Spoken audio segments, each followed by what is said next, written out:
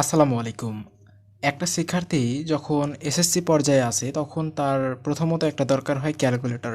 ওকে, তো এই ক্যালকুলেটরটা যখন সে নিয়ে নিল তখনকার সে মনে মনে ভাববে যে আমি ক্যালকুলেটর নিয়ে কি করব এবং কিভাবে ব্যবহার করব।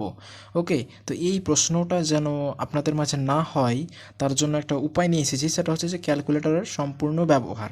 তো প্রথমত আমরা যে টিউটোরিয়ালটা অর্থাৎ যে টেকনিকটা শিখবো সেটা হচ্ছে ক্যালকুলেটর কিভাবে অন অফ করতে হয়। আমি বেসিক্যালিভাবে বোঝানোর চেষ্টা করছি। ওকে, তো সকলে ভিডিওটা মনোযোগ সহকারে দেখতে থাকুন। এখানে দেখতে পাচ্ছেন অনে ক্লিক করে ক্যালকুলেটরটা অন হয়ে যাবে। তারপর যদি অফ করতে চান শিফট, তারপরে আপনারা চাপ দিবেন এসি। এই এসিতে চাপ দিয়ে দিবেন, ক্যালকুলেটরটা অফ হয়ে যাবে। ওকে, তো আমি ক্যালকুলেটরটা অন করে নিলাম। তারপর একটা শিক্ষার্থীর মনে হয় যে আমি কিভাবে যোগ বিয়োগ গুণভাগ করব, এটা আপনারা অবশ্যই জানেন, আশা করি বোঝাতে হবে না। তো এখন আমরা কোনো কিছুর ওপরে কোনো কিছুর পাওয়ার যদি দিতে চাই এটা কিভাবে দিব। যেমন ধরুন যে আমি একটা কলম নিই, আমি বোঝাই যে কোনো কিছুর কোনো উপরে পাওয়ার। ওকে, যেমন 4-এর উপরে পাওয়ার 2 দিলে কত হয়? 4 চারা 16 হয়। ওকে, তো এই 16টা বা এর চেয়েও অর্থাৎ 25-এর উপরে পাওয়ার 25 দিলে কত হয়, এটা কিন্তু আমরা তাড়াতাড়ি কিন্তু বের করতে ফেলতে পারবো না, কিন্তু ক্যালকুলেটর থেকে আমরা তাড়াতাড়ি বের করব কিভাবে। তো আমরা আগে এটা দেখাই দিই যে 4-এর উপরে 4 পাওয়ার কত দিলে হয়, 4-এর উপরে 2 দিলে পাওয়ার হয় 16, 4 চারা 16। তো এখন আমরা শিখবো যে 25-এর উপরে 25 পাওয়ার দিলে কত হয়, আমরা এটা শিখবো। ওকে, তো 25 পাওয়ার এইটার চাপ দিবেন, আপনারা যতর উপরে পাওয়ার দিবেন জাস্ট আপনারা এইখানে যে অ্যারোটা দেখতে পাচ্ছেন এই অ্যারো এখানে চাপ দিবেন।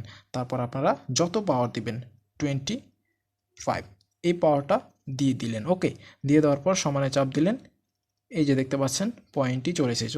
আমি যদি আরেকটু ইজিলিভাবে বোঝাই, যেমন 7-এর উপরে পাওয়ার আমরা 7 দেব, দেখুন কত এসেছে এই সংখ্যাটা। ওকে, আপনারা এইভাবে এই পাওয়ারগুলো দিতে পারবেন। তো তারপর আমরা রুট কিভাবে করব, যেমন রুট 16 4 হয়। ওকে, যে কোনো রুট আপনারা এভাবে দিতে পারবেন। তারপর আমরা যেটা শিখব সেটা হচ্ছে সাইন কস ট্যান। আমরা দেখতে পাচ্ছি যেখানে সাইন কস ট্যান আমরা এগুলো দেখতে পাচ্ছি, কিন্তু এগুলোর ব্যবহার কি? যেমন সাইন 30 ডিগ্রির মান কত যদি তোমাকে হঠাৎ করে বলা হয়, তো তুমি এটা ক্যালকুলেটর দিয়ে সরাসরি বের করতে পারবা। কিভাবে?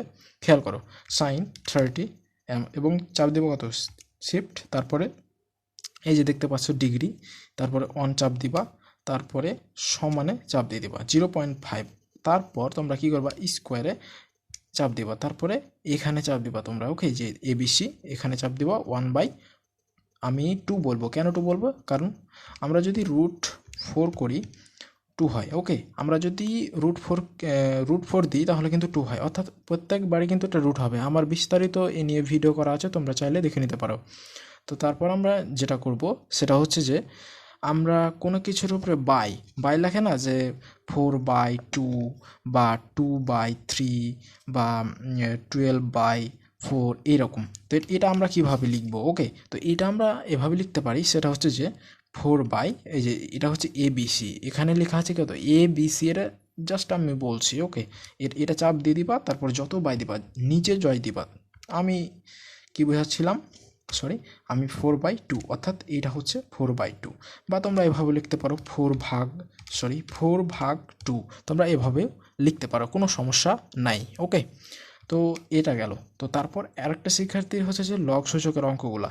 তো দেখো, আমি তোমাদের বলে রাখি, লগ সূচকের অনেক অঙ্ক আমি আমার চ্যানেলে দিয়ে রেখেছি, তোমরা চাইলে ওই অঙ্কগুলো দেখে আসো, তারপর তোমরা বিস্তারিত জানতে পারবা। ওকে, তো আমরা এই লগ, এই যে দেখতে পাচ্ছ লগ 24, তোমরা এইরকমভাবে আসলে জানতে পারবা যদি ভিডিওগুলা কন্টিনিউ করো, এবং আমার চ্যানেলে ভিডিও রয়েছে অলরেডি, ওগুলা দেখো, তাহলে তোমরা ক্যালকুলেটর সম্পর্কে আরও বিস্তারিত জানবা। ওকে, তো তারপর আমাদের যেটা প্রয়োজন হয় সেটা হচ্ছে যে আমি আচ্ছা একটা ম্যাজিক ট্রিক্স দেখাই তোমাদের। ওকে, তো 2 + 2 = 4, এটা কিন্তু তুমি দেখাতে পারবা। এখন দেখো 5 + 5 যত দিবা 100, কীভাবে সম্ভব? এটা দিয়ে তুমি তোমার বন্ধুতে চমকে দিতে পারো, এটা হচ্ছে একটা ম্যাজিক। ওকে, তো তারপর আমরা যেটা আলোচনা করব সেটা হচ্ছে যে বিভিন্ন ধরনের মোড রয়েছে এখানে, তোমাকে এই কি বলছে, তোমাকে এই মোডগুলোকে দিতে বলবে। ওকে, এই যে দেখো COMP COMPLX, তারপরে SD মোড, এগুলো কিন্তু মোড, SD মোড, তারপরে REG মোড, বেসিক মোড, তারপরে হচ্ছে ইকিব্যান, ডিগ্রি, রেডিয়ান, গ্রেডিয়ান, এগুলো নিয়ে আমি অবশ্য ভিডিও নিয়ে আসবো। সো যারা এখনও পর্যন্ত চ্যানেলটি সাবস্ক্রাইব করনি, প্লিজ সাবস্ক্রাইব করে পাশে থাকা বেল আইকনটি অল করে দিও। ওকে, এগুলো নিয়ে ভিডিও আসবে এই চ্যানেলে। তো এগুলো হচ্ছে মোড। এখন আমরা এই যে দেখতে পাচ্ছি আলোটা, এই আলো বা স্ক্রিনের যে আলোটা দেখতে পাচ্ছি, এটা কীভাবে কমাবো বাড়াবো এটা আমরা শিখব। তো আমরা চাপ দিতে দিতে দিতে দিতে চাপ দেবো, তারপরে CONT অর্থাৎ ডিসপ্লে এবং CONT, তো আমরা দুয়ে চাপ দেবো বেসিক্যালি। এখন এদিক দেখতে পাচ্ছি লাইট এবং ডার্ক, তো আমরা যদি ডার্কের দিকে চাপ দিই দেখতে পাচ্ছি আলোটা কিন্তু বৃদ্ধি পাচ্ছে। এখন যদি আমরা লাইটের দিকে চাপ দিই অর্থাৎ এদিকে, দেখতে পাচ্ছি আলোটা কিন্তু কমে যাচ্ছে। তোমরা এভাবে স্ক্রিনটাকে সামঞ্জস্যপূর্ণ করতে পারো। তোমরা কিন্তু নতুন যখন ক্যালকুলেটর কিনবা তখন তোমাদের কিন্তু এরকম থাকবে না, সামঞ্জস্যপূর্ণ থাকবে না, তোমাদের এরকম থাকতে পারে, এই লাইট থাকতে পারে বা এরকম থাকতে পারে, এরকমভাবে থাকতে পারে ওয়াশ পশর। তো তোমরা এই নিয়মে তোমরা এটাকে সামঞ্জস্যপূর্ণ করে নিতে পারবা। ওকে, তো এই ছিল এই গেল একটা। তো আমি এটা রাখে দিলাম। তারপর হচ্ছে যে বিষয়টা নিয়ে আলোচনা করব সেটা হচ্ছে যে আমরা আমাদের যে প্রতিনিয়ত যোগ বিয়োগ এগুলো কিন্তু সবাই জানি, কিন্তু এখন কোনো কিছু যখন সেভ করার জন্য, ধরো যে তুমি পদার্থবিজ্ঞান বা রসায়নের ওই কি বলে পারমাণবিক সংখ্যা, পারমাণবিক ভর, এগুলো পারো না, তো এগুলো কীভাবে তুমি সেভ করবা ক্যালকুলেটারে, তাই না? তো এটা একটা ট্রিক্স রয়েছে, সেটা হচ্ছে যে আমি প্রথমত মোড, ওই যে মোড বলেছিলাম SD মোডে নিব, আমরা মোডে ক্লিক করবো, এটা হচ্ছে মোড, আমরা SD মোড নিয়ে নিলাম। তারপর এখন আমরা এই ধরো যে সোডিয়ামের পারমাণবিক সংখ্যা 11, তাই না? তো আমরা 11 চাপ দিব, তারপর আমরা এই M+ এখানে ক্লিক করে দেব। এটা কিন্তু সেভ হয়ে গেছে, পরে আমি দেখাতে পারবো। তারপর 12 ক্যালসিয়াম, তো আমরা যদি 12তে চাপ দিই, 12তে চাপ দিই, তারপরে M+ ক্লিক করে দিই। এখন দেখো আমরা যদি করি যে দেখি সেভ হয়েছে কিনা, এখন সেভ হয়েছে কিনা যদি দেখতে যাই, দেখো প্রথমে সেভ করেছিলাম 12, তারপরে সেভ করেছিলাম 11, তোমরা এভাবেই দেখতে পারবা। ওকে, তো এই নিয়েও আমার একটা ভিডিও রয়েছে, এই ভিডিওটা তোমরা দেখে নিবা আমার চ্যানেল থেকে। ওকে, তো আমি এখন বিস্তারিত দেখাচ্ছি না, কারণ এই ভিডিওগুলোয় আমার চ্যানেলে দেওয়া আছে, তো তোমরা দেখে নিও কষ্ট করে, জাস্ট আমি এখানে একটা নমুনা দিচ্ছি। ওকে, তো তারপর আমরা যে আলোচনা করব সেটা হচ্ছে যে এই যে মোডটা নিয়েছি, এই মোডটা কিভাবে ক্লিয়ার করবে, যেখানে ছোট্ট করে লেখা আছে SD, এই SD মোডটা কিভাবে আমরা ক্লিয়ার করব। আমি যদি ক্যালকুলেটরটা অফ করে দিই তাও কিন্তু এই মোডটা যাবে না। তো এটা কিভাবে ক্লিয়ার করব, ক্লিয়ার করার জন্য আমরা কি করব, এই শিফট আর এই মোডে ক্লিক করব, তারপরে এই 2 লেখা আছে না, 2 চাপ দেবো, আমরা মোডটা চলে গেছে, দেখতে পাচ্ছ চলে গেছে। এখন যদি আমরা সব ক্লিয়ার করে দিতে চাই, অর্থাৎ আমি সেটিং যা আছে আমার ক্যালকুলেটরে যা আছে আমি সব ক্লিয়ার করে দেবো, তাহলে আমরা শিফট মোড, তারপর আমরা চাপ দেবো যে 3 মানে অল, মানে সব কিছু তোমার ক্লিয়ার হয়ে যাবে। তোমরা যদি 3তে চাপ দাও আগে মানে নতুনের মতো হয়ে যাবে ক্যালকুলেটরটা। তো আমি এটা চাপ দিচ্ছি না, আমি যেহেতু রিসেট করবো না, অর্থাৎ এটাকে রিসেট বলে।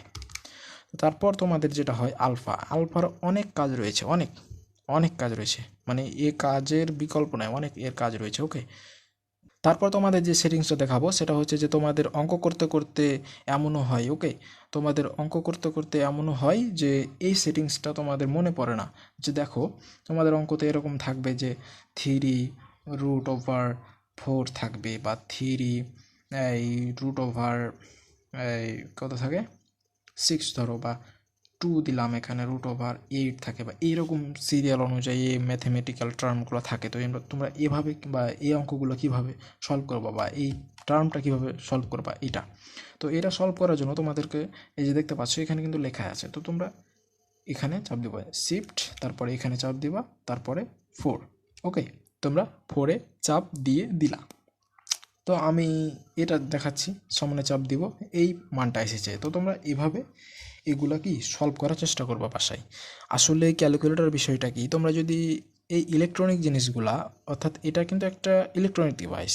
ওকে, তো তোমরা যদি সাধারণত ফোনগুলো একটু এদিক ওদিক মানে ব্যবহার করো, 2 দিনেই দেখবা অনেক কিছু শিখে গেছো, তাই না? এটাও যদি তোমরা অনেক আসলে এটাকে দেখো বা বিবেচনা করো, তাহলে তোমরা অনেক কিছু শিখে যাবা এটা দিয়ে।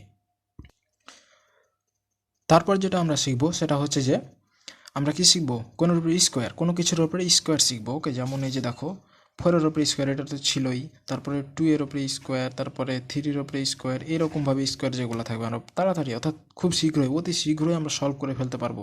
তার কারণ দেখো, 2-এর ওপরে এই স্কোয়ার দিব, হয়ে গেল। বা আমরা কি বলেছিলাম যে 4-এর ওপরে স্কোয়ার, 4-এর ওপরে স্কোয়ার দিব, 16 হয়ে গেল। এই তো এই ছোট্ট ছোট্ট জাস্ট সিকুয়েন্স তোমাদের দিব আমি, এবং তোমরা জাস্ট মাথায় রাখবা যে এভাবে এটার সমাধান করব বা এটা সমাধান করব। আসলে ক্যালকুলেটর দিয়ে বীজগণিতের অঙ্ক কিন্তু সমাধান করা যায়, এ নিয়েও আমার চ্যানেলে ভিডিও রয়েছে। সো এই ছিল ভিডিওটি ভালো লাগলে অবশ্যই ভিডিওটিতে একটা লাইক করে দেবেন এবং চ্যানেল নতুন হলে চ্যানেলটি সাবস্ক্রাইব করে পাশেই থাকবেন। ধন্যবাদ।